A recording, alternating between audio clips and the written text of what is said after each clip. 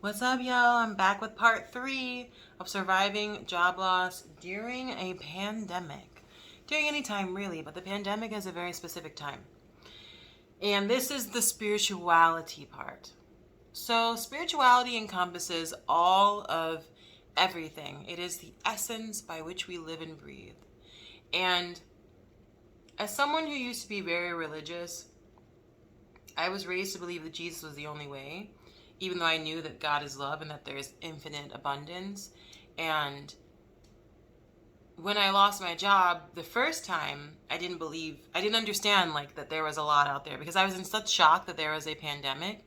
But then years later, like now that I've lost another job, and the first job I lost, it wasn't my fault. Like, not that the second time was my fault, but I was only let go because we couldn't be around one another because of the severity of the pandemic. But this time around, I was let go because the family disrespected me. But I believe I was let go because what was happening before I lost my job is I started to get really sick. The week before I lost my job, I was really, really sick because I was very sleep deprived. And I just said this prayer to the universe. I was like, I want everything toxic out of my life. I got out of a relationship. I was out of a relationship with one of my family members that was treating me badly. So the last thing to go was my job. And so that when I lost my job, I was actually very ecstatic. They let me go, and it was because I stood up for myself because I was deeply disrespected by the kids. And I just felt free. I started to actually feel like joyful. Like literally I felt this energy of negativity. Like once I left their door and I went outside, I felt this feeling of joy and like this very bright energy like inside of me. And I called my friend once reality hit in like later in the day, and she told me, you're gonna figure it out. Like don't even worry about it. You're gonna figure it out because everything is figure outable.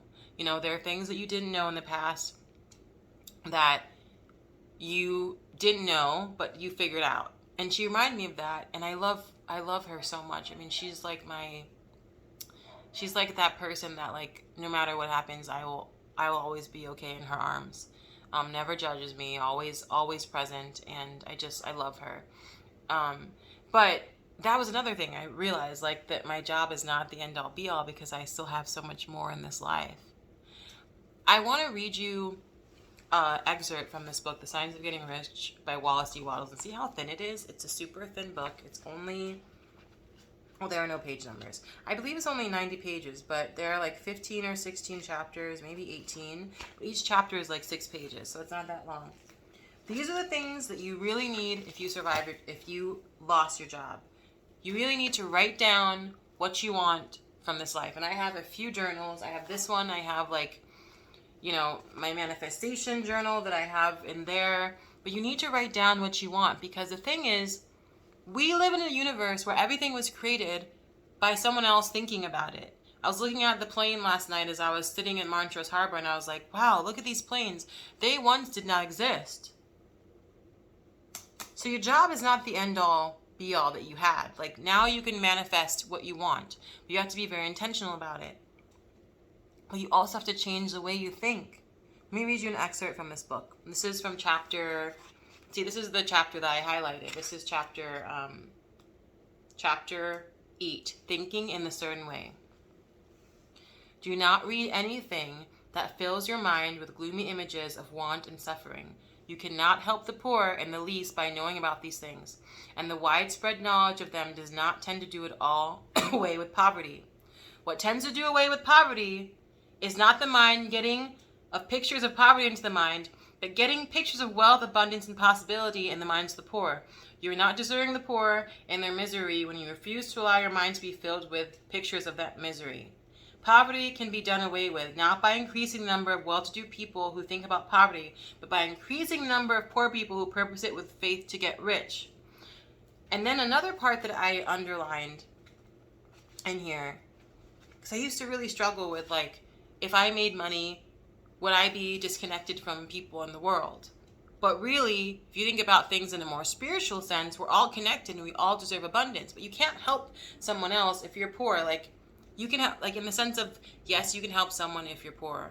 in this pandemic by the resources that you have. But if you stay so focused on what you lost, the poverty that you're in, like not having savings, and you don't research how to help yourself, you can't help another person, you're both going to be in the same space. That's why you have to have coaches. That's why you have to read books. So I have to write down what you want. Every hour and moment you spend in giving heed to doubts and fears, every hour you spend in worry, every hour in which your soul is possessed by unbelief, sets a current away from you in the whole domain of intelligent substance. All the promises are unto them that believe, and unto them only. Since belief is all important, it behooves you to guard your thoughts, as your beliefs will be shaped to a very great extent by the things you observe and think about. It is important that you should carefully govern to what you give your attention. So when I lost my job, I really went into my brain and went into like thinking about the universe as an abundant place. We have all of this wealth out here that's been created. We have all this sky, all these different things. So I was able to manifest lots of money from wonderful people and from resources around me, because every morning I would sit with my book and with my journals and sit and manifest. And I didn't let anybody in my realm that would discourage me from feeling that I could have everything I want, because everything that we have in this life has been created by a thought. The recession in itself was created because people have created this system of wealth that if you don't have this, we take a downturn. But you have to think above that. Like, this is where people who have a limited belief don't get it. Like, and I know that when I lost my job, I know that because I've lost my job, I'm surrounded by people who are still conditioned to think this way, and it's fine. But the other thought that I have is, there have been recessions in the past, and people have lost their jobs all the time, but they've still survived that, and we as a society have still survived despite these issues. So losing my job is just pushing me towards thinking about what I really, really want, pushing me towards being intentional, pushing me towards being in a more positive space, letting go of all this old stuff that kept me bound. You know, like, I should never have been so attached to my job, because I start to think that this job and making this amount of money is the only way for me to make money. Like, I didn't even think about my business adventures. And I know that there were lots of things that happened last year, that I started writing my book last year and I stopped writing because I was so busy with everything around me. But that's when part 2 of this video, like, I was a caretaker for so long. I thought that I had to give, and associate myself with being poor and giving to people who had never made it, to a point where they could have financial abundance through like the internet or through, working with passive income. I never had anyone around me like that. But then I had to like really think, but the universe is abundant. Like, I have to really get rid of all these thoughts that are negative, that I can't have these great things. Because if one person can make a great thing, like having an online business and making all their dreams come true that they have by writing it down, thinking about it, then I can do that too. Because spiritually, we're all connected. But we're so disconnected from each other and from these thoughts, because we stay held back to these thoughts of limitations, and we stay held back to thinking that I have to be like this person because that's how it always has been, even though everything that has been created has come from a thought. So it's kind of a contradictory thing of like, this is how it always has been, yet we have all these great things that have been created because people thought that this is not how it has to be. So it's interesting for me to think about this.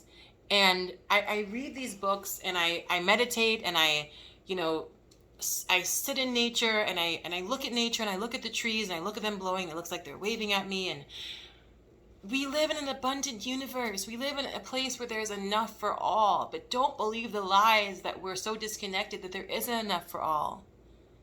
The universe wants you to have everything. The universe wants you to be intentional with your dreams. The universe wants you to know that that job that you lost was just a portion of your story and that you can have more. Galaxies all around are being created and destroyed, but they're being created because there's so much space to do it. So put yourself in the fabric of the universe.